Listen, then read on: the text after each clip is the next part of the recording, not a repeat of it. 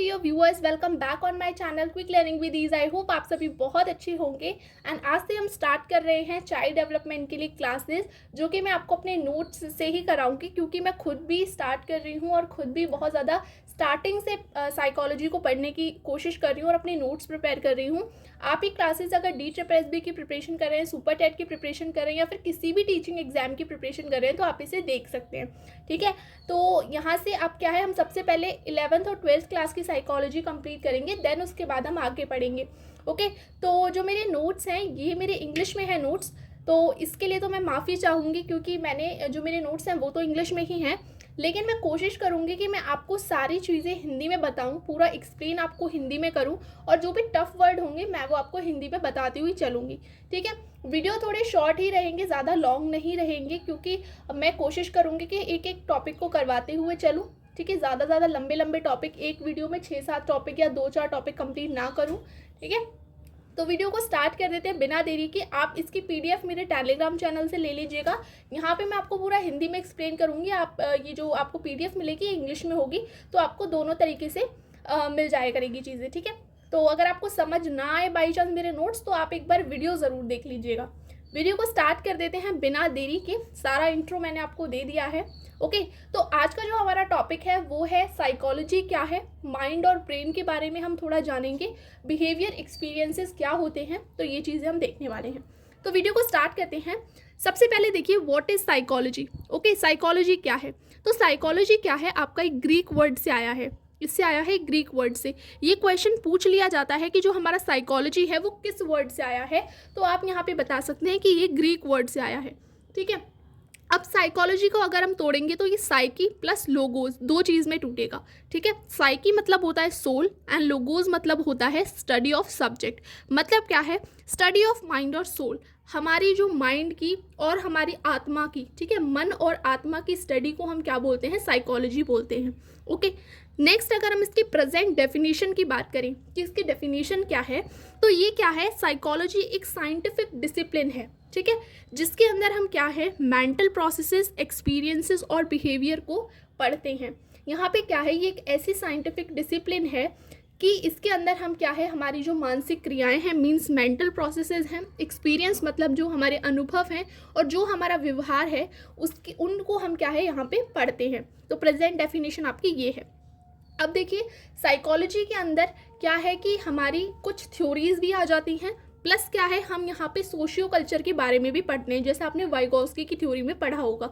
ठीक है, तो हम क्या है, साइकोलॉजी को natural as well as social science दोनों में ही ट्रीट करते हैं। ऐसा नहीं है कि हम केवल साइकोलॉजी को सोशल साइंस में ही पढ़ते हैं या फिर साइकोलॉजी को सिर्फ नेचुरल साइंस में पढ़ते हैं। तो साइकोलॉजी हमारा एक डिसिप्लिन है जिसको हम natural science plus social science दोनों में पढ़ते हैं। ये चीज़ आप याद रखिएगा। ठीक है, नेक्स्ट अब बात आ जाती है माइंड वर्सेस ब्रेन। साइकोलॉजी ऐसा मानती है कि हमारा मन और हमारा दिमाग दोनों अलग है। अब देखिए मन क्या है और हमारा ब्रेन क्या है, इसको हम देखते हैं। सबसे पहले ब्रेन हमारा क्या है, न्यूरॉन से मिलके बनता है, ये चीज़ आप ध्यान रखिएगा। अब देखिए माइंड क्या है, mind is related to morality, reasoning and understanding. Means क्या है, जो हमारा माइंड है वो हमारी किस किस से, नैतिकता से, तार्किकता से और हमारी समझ से बनता है। मीन्स क्या है, इसके अंदर हम अपनी मोरालिटी को रख सकते हैं, हमारी तार्किकता को। एग्जाम्पल के साथ बता देती हूँ कि देखिए मानिए आपने कोई बूढ़ा व्यक्ति देखा जो कि 4 दिन से भूखा है और आपने उसे देखा कि वो बहुत ज़्यादा रो रहा है, तो अब आपके मन में दया आई कि मुझे उसको खाना देना चाहिए या फिर मुझे क्या है, उसकी कुछ हेल्प करनी चाहिए। तो ये आपकी जो चीज़ आई, ये जो दया का भाव आया, ये आपके क्या है, मन में आया, माइंड में आया। ठीक है, अब आप उसकी हेल्प करेंगे। ठीक है, लेकिन सेम अगर मैं ब्रेन की बात करूं तो brain is related with coordinate movement, feelings and different body functions. आप मानिए आपने कोई गर्म चीज़ छुई तो क्या होगा, आपकी जो ये न्यूरॉन्स के जरिए क्या है, आपके ब्रेन में इंफॉर्मेशन जाएगी कि ये चीज़ गर्म है, हमको अब फटाक से अपना हाथ हटा लेना चाहिए यहाँ से, और आप हाथ को हटा लेंगे। ठीक है, तो ये आपकी जो बॉडी का मूवमेंट हुआ, आपने जो हाथ हटाया, तो ये किसकी वजह से हुआ, ब्रेन की वजह से हुआ। तो ये है ब्रेन का फंक्शन और ये है माइंड का फंक्शन। होप आपको ये चीज़ क्लियर हुई होगी। Next we can't touch it, and brain को हम क्या कर सकते हैं, टच कर सकते हैं। कैसे? अब देखिए, हमको पता है कि ब्रेन का एक पर्टिकुलर क्या है, कोई जगह है स्कल के अंदर ये पाया जाता है। तो हम क्या है, स्कल को अगर खोलते हैं तो हमको ब्रेन दिख जाएगा, देख भी सकते हैं, छू भी सकते हैं ब्रेन को। लेकिन अगर हम ये सोचें कि हम अपने मन को देखते हैं कि वो कैसा दिखता है, तो अगर आप कहीं भी कोई भी बॉडी पार्ट खोलेंगे आपको मन कहीं भी दिखाई नहीं देगा। तो ना तो हम उसे टच कर सकते हैं, ना तो हम उसे देख सकते हैं। Okay, mind never sleep, so mental processes are more powerful. देखिए, मेंटल प्रोसेसेस को साइकोलॉजी में ज़्यादा पावरफुल माना गया है। ऐसा नहीं है कि हमारा जो ब्रेन है वो स्लीप हो जाता है अगर हम सो जाते हैं, तो हमारा ब्रेन भी काम करता है, लेकिन साइकोलॉजी के अंदर जो हमारी मेंटल प्रोसेसेस हैं, मानसिक क्रियाएं हैं, उनको ज़्यादा पावरफुल माना गया है। ठीक है, नेक्स्ट है ब्रेन में है have location and physical structure. तो ये मैंने आपको बता दिया कि ब्रेन की एक पर्टिकुलर स्ट्रक्चर है, आप देखते होंगे ब्रेन का डायग्राम भी बन सकता है।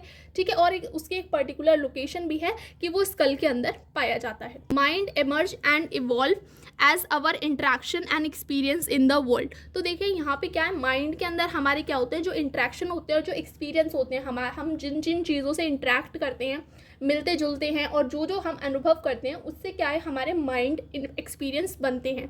ठीक है, लेकिन ब्रेन क्या है, brain provides important clues as how our mind function. तो क्या है, ब्रेन क्या है, माइंड को फंक्शन करने के लिए सिर्फ क्लू प्रोवाइड करता है। ओके, नेक्स्ट अब यहाँ पे हम बात कर लेते हैं एक्सपीरियंसेस की, कि हमारे अनुभव क्या होते हैं। तो देखिए, अनुभव हमारे क्या होते हैं, सब्जेक्टिव होते हैं नेचर में। सब्जेक्टिव का मतलब क्या है कि वो व्यक्तिनिष्ठ होते हैं। व्यक्तिनिष्ठ मतलब कि हर एक इंसान के अपने अपने एक्सपीरियंसेस होते हैं। अब देखिए, मैं आपको एग्जाम्पल के साथ यहाँ पे बताती हुई चलती हूँ कि अगर आप बांके बिहारी के दर्शन करने गए हैं, तो उस वक्त आपने क्या एक्सपीरियंस किया, आपको कैसा लगा वहाँ पे, वो आपका पर्सनल एक्सपीरियंस है, वो आप जानते हो। लेकिन मैं भी बांके बिहारी गई और मैंने क्या देखा, मैंने क्या एक्सपीरियंस किया, वो सिर्फ मैं जानती हूँ। तो आपके और मेरे एक्सपीरियंस अलग हो सकते हैं। ठीक है, तो एक्सपीरियंस क्या है, व्यक्ति से लेके मतलब व्यक्ति टू व्यक्ति क्या है, चेंज होते हुए चलते हैं, तो वो सब्जेक्टिव होते हैं। वी कांट डायरेक्टली ऑब्जर्व और हाउ समवन एल्स एक्सपीरियंस। हम एक दूसरे को देख के जान नहीं सकते, कि आप मुझे देख के ये नहीं जान सकते कि मैंने उस वक्त क्या एक्सपीरियंस किया था, ना मैं आपको देख के जान सकती हूँ कि आपने क्या एक्सपीरियंस किया था। ठीक है, experience are influenced by internal and external condition of experiencer. Means क्या है, जो भी इंसान है जो एक्सपीरियंस कर रहा है, जो एक्सपीरियंसर है, उसके क्या है, एक्सपीरियंस पे इंटरनली और जो एक्सटर्नल कंडीशंस हैं उनका प्रभाव पड़ता है। एग्जाम्पल यहाँ पे दे रखा है, a man is very happy in a crowded bus while going for a picnic with friends. अब देखिए, एग्जाम्पल हमने बांके बिहारी का लिया था, आप इसे पढ़ सकते हैं एक बार, लेकिन मैं आपको बता देती हूँ कि हमारे मन में है कि हमको दर्शन करने जाना है, और हमको मतलब एक ऐसी बस में बिठा दिया गया है जो कि बहुत ज़्यादा क्राउडेड है, उसमें बिल्कुल जगह नहीं है, बहुत ज़्यादा गर्मी है, लेकिन मेरा इतना मन है कि नहीं, मुझे जाना है, चाहे कंडीशन कुछ भी हो। तो मेरा जो इंटरनली मैं जो सोच रही हूँ, तो मेरे पे एक्सटर्नल कोई भी प्रेशर पड़ रहा है, तो मैं उसको बिल्कुल इग्नोर कर रही हूँ, गर्मी को, पसीने को, मैं कुछ भी नहीं देख रही, बस मैं ये खुश हूँ कि हाँ मैं जा रही हूँ। तो मेरे से अगर आप पूछेंगे कि तुम्हारा एक्सपीरियंस क्या रहा, तो मैं सिर्फ अच्छा बताऊँगी, क्योंकि मैं मन से खुश थी। मैं बताऊँगी कि हाँ सब कुछ अच्छा था, हम लोग पहुँच गए थे आराम से। मतलब मैंने वो जो एक्सटर्नल एनवायरनमेंट था या कंडीशन थी कि बहुत गर्मी थी, मुझे बहुत पसीना आ रहा था, क्राउडेड बस थी, तो मैंने उसका प्रभाव नहीं पड़ने दिया। ठीक है, लेकिन क्या है, एक ऐसा व्यक्ति हो जिसका मन तो था बांके बिहारी जाने का, लेकिन क्या है, वो जाना तो चाहता था, लेकिन क्या हुआ कि गर्मी को देख के, पसीने को देख के, मतलब उसको बिल्कुल अच्छा नहीं लग रहा था। वह यही मन में सोच रहा था कि काश थोड़ा अच्छे से मैं पहुंच पाता, मतलब ऐसी बस ना मिलती तो। ठीक है, तो वो अपने एक्सपीरियंस जब आपके साथ शेयर करेगा तो वो यही बताएगा कि सब कुछ अच्छा रहा, लेकिन क्या है, बस में बहुत ज़्यादा भीड़ थी, बहुत ज़्यादा गर्मी थी। तो क्या है, जो हमारे एक्सपीरियंस हैं उन पे क्या है, हमारे एक्सटर्नली और जो इंटरनली एनवायरनमेंट है, दोनों का फ़र्क पड़ता है। कहने का मतलब ये है। अब नेक्स्ट हम बात कर लेते हैं बिहेवियर क्या होता है। तो देखिए, बिहेवियर क्या है, जो भी हम एक्टिविटीज़ करते हैं, जिनमें भी हम एंगेज होते हैं, उसका जो भी हम रिस्पॉन्स या रिएक्शन देते हैं, हम कोई काम करते हैं, उस काम को करने के बाद या देखने के बाद या उसमें एंगेज होने के बाद हम जो रिस्पॉन्स देते हैं, हम जो एक्शन करते हैं, रिएक्शन देते हैं, वो हमारा बिहेवियर होता है। ठीक है, अब देखिए, बिहेवियर के यहाँ पे 4 टाइप बताए गए हैं। बिहेवियर आपका लॉन्ग हो सकता है, बड़ा हो सकता है, मतलब लंबे टाइम तक रह सकता है, शॉर्ट हो सकता है, बहुत छोटे टाइम के लिए रह सकता है, ओवर्ट हो सकता है, कोवर्ट हो सकता है। ओवर्ट का मतलब एक्सटर्नली हो सकता है, कोवर्ट का मतलब इंटरनली हो सकता है। एक्सटर्नली का मतलब ये है कि अब मानिए आप कोई एग्ज़ाम दे रहे हैं हॉल में, ठीक है, एग्ज़ाम देने आपको जाना है, ठीक है, तो आपके अंदर से एकदम क्या है, बहुत डर लग रहा है कि एग्ज़ाम कैसा आएगा, कैसा आएगा, कैसा नहीं आएगा, ठीक है, तो ये आपका क्या है, इंटरनल बिहेवियर है, ठीक है, जो भी आप अंदर महसूस कर रहे हो। लेकिन आप अपने फ्रेंड्स के आगे ये नहीं दिखा रहे हो कि मैं बहुत ज़्यादा डर रहा हूँ, मुझे डर लग रहा है, आप वहाँ पे हंस के ही दिखा रहे हो, हंस हंस के मतलब बात कर रहे हो, नॉर्मली स्माइल करके, मतलब वो डर आप अपने फेस पे नहीं दिखा रहे हो, तो ये आपका क्या है, ओवर्ट बिहेवियर है। Okay, next, behaviour as association with stimulus and response. These stimulus and response can be internal और एक्सटर्नल। अब देखिए क्या है, जो हमारा बिहेवियर है उसको क्या यहाँ पे स्टाइमुलस रिस्पॉन्स से जोड़ा गया है कि जैसा हमारा स्टाइमुलस होगा उसके अकॉर्डिंग हम रिस्पॉन्स करेंगे, ठीक है, और जो हमारा स्टाइमुलस है वो हमारा इंटरनल भी हो सकता है, एक्सटर्नल भी हो सकता है, ठीक है।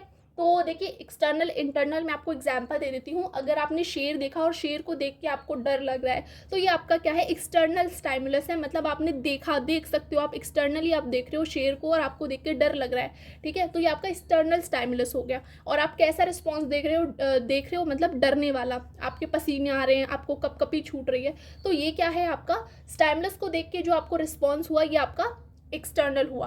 अब क्या है, आपका एग्जाम आने वाला है, मानिए आपका DSSB का एग्जाम है और आपको ये सोच सोच के डर लग रहा है कि एग्जाम कैसा होगा, मैं प्रिपरेशन कर पाऊंगा या नहीं कर पाऊंगा उस टाइम तक, मेरा इस बार सिलेक्शन होगा या नहीं, तो ये आपका क्या है, इंटरनल है, ठीक है। स्टाइमुलस क्या है, आपके इंटरनली है। DSSB एग्जाम आपको बाहर तो दिखाई दे नहीं रहा, अंदर ही अंदर आप सोच रहे हो, ठीक है, और आप अंदर ही अंदर डर भी रहे हो, तो ये आपका स्टाइमुलस क्या है, इंटरनल है।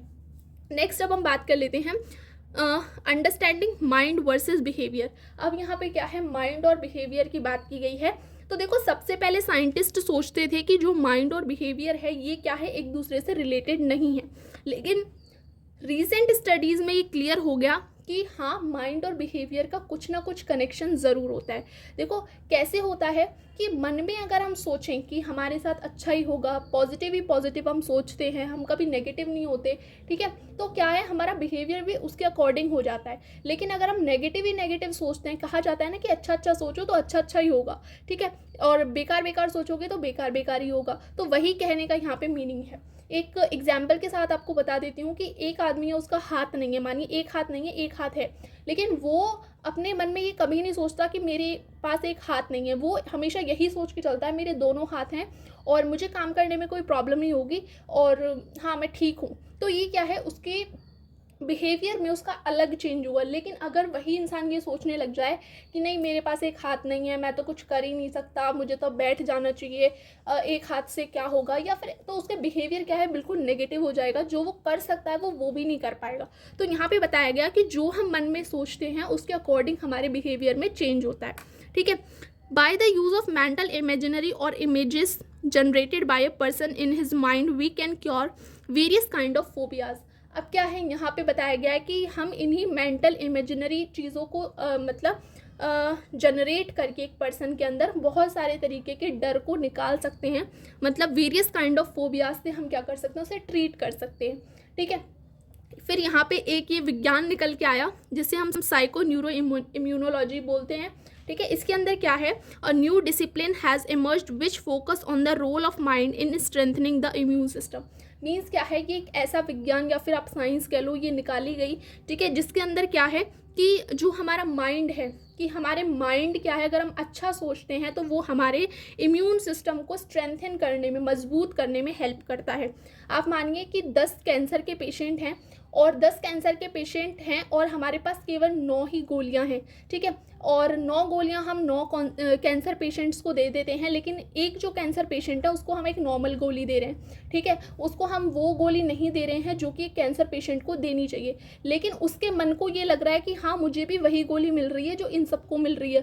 तो वो क्या है, उसके मन को तो यही पता है ना कि हाँ मुझे तो वही गोली मिल रही है, तो वो अपने आप ही ठीक हो रहा है, ठीक है, क्योंकि उसका मन कह रहा है कि हाँ मैं ठीक हूँ, ठीक है। तो जैसे कि कहते हैं ना कि हम मन में जब मान लेते हैं कि हम हार गए तब हम हारते हैं, अगर हम ये ठान लें कि नहीं हम जीतेंगे तो हो सकता है हम जीत भी जाएं, ठीक है, लेकिन अगर हम मन में पहले ही सोच लेते हैं ना कि नहीं हमारा हारना तय है, तो फिर जीतने की बिल्कुल भी 1% भी चांस नहीं बचता है।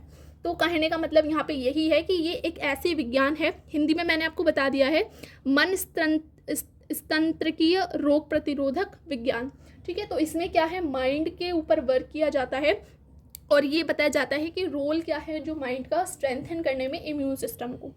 ठीक है, नेक्स्ट अब हम बात कर लेते हैं कुछ हमारी यहाँ पे थ्योरीज हैं, ठीक है, जो कि यहाँ पे बताई गई हैं साइकोलॉजी में, popular notions about discipline of psychology.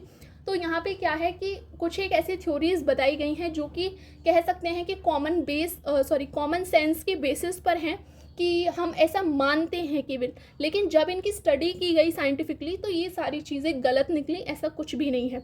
Example के साथ आपको बता देती हूँ। देखिए क्या है यहाँ पे कि men are more intelligent than women और वुमेन कॉज मोर एक्सीडेंट। यहाँ पे क्या है, हमने ऐसा कॉमन सेंसली या फिर कह लीजिए ऐसा मान रखा है कि जो मैन होते हैं वो ज़्यादा इंटेलिजेंट होते हैं वुमेन से, और क्या है, वुमेन हमारी ज़्यादा एक्सीडेंट्स करती हैं, मतलब वुमेन हमारी अच्छी ड्राइवर नहीं होती हैं। तो जब इन पे रिसर्च किया गया तो ये चीज़ें गलत पाई गई कि ऐसा नहीं है, दोनों ही एक जैसे ही होते हैं। ठीक है, और ये चीज़ मतलब हमने सिर्फ ऐसा धारणा बनाई है, लेकिन ये साइंटिफिकली गलत है। ऐसे ही एक और धारणा है, if we detach from someone और separated two things occurred, out of sight out of mind, distance make the heart grow fonder. हमने ये मान रखा है कि अगर हम किसी भी अपने चाहने वाले से जब डिटैच होते हैं तो हमारे साथ दो चीज़ें होंगी। ये हो सकता है कि या तो हम उसे बिल्कुल ही भूल जाएं कि हमें बिल्कुल अब याद नहीं आती, अगर वो हमसे बहुत दूर चला गया है तो हम ये सोचें अरे वो तो दूर चला गया है तो अब ठीक है, जब वो आएगा जब हम बात करेंगे। या फिर ऐसा हो सकता है कि जो हमारा ये डिस्टेंस है ये हमारे बीच में और ज़्यादा लव क्रिएट कर ले, और ज़्यादा हमारा जो बॉन्ड है वो हमारा मजबूत हो जाए। तो ये दो चीज़ हो सकती हैं। ठीक है, तो जब इनको साइंटिफिकली ट्रीट किया गया या फिर साइंटिफिकली जब इन पे स्टडी किया गया तो पाया गया कि सिचुएशन के अकॉर्डिंग चीज़ें हो सकती हैं, कुछ भी हो सकता है सिचुएशन के अकॉर्डिंग, ज़रूरी नहीं ये दो ही चीज़ें हों, और भी कुछ हो सकता है। तो इन दो चीज़ों को गलत माना गया कि हम पहले से ही प्रेडिक्ट नहीं करके बता सकते कि सिर्फ यही दो चीज़ें होंगी। ठीक है, सिचुएशन जिसकी जैसी होगी वैसा ही उसका बिहेवियर होगा। ठीक है, तो यहाँ पे ये दो बातें बताई गई। तो आज की क्लास में इतना है कि साइकोलॉजी क्या है। नेक्स्ट क्लास में हम इवोल्यूशन ऑफ साइकोलॉजी को पढ़ेंगे। ठीक है, होप आपको आज की वीडियो समझ आई होगी। मैंने कोशिश की है कि मैं आपको पूरा हिंदी में बता पाऊँ क्या क्या चीज़ें मैंने लिखी हैं, और कल हम करेंगे इवोल्यूशन ऑफ साइकोलॉजी। फिर मिलते हैं एक नई क्लास के साथ, जब तक के लिए थैंक्स।